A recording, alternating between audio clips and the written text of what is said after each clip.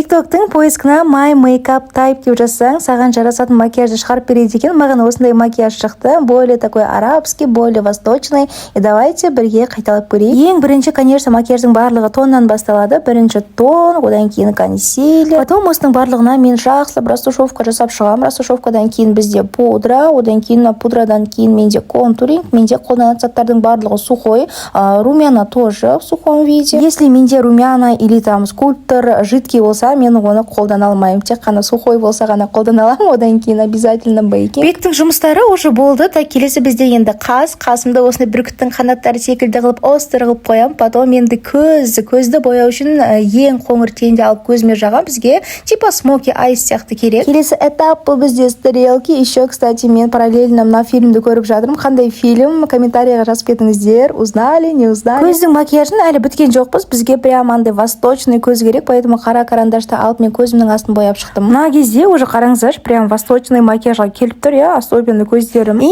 тиктоктың айтуы бойынша маған оказывается осындай макияж жарасады екен. Сіздерге қалай? Милый макияж ба, әлде осындай прям восточный макияж ба? Өз ойларыңызды жазып кетіңіздер. Все, жандарым, сол бүгінге осы. Всех люблю, всех обнимаю.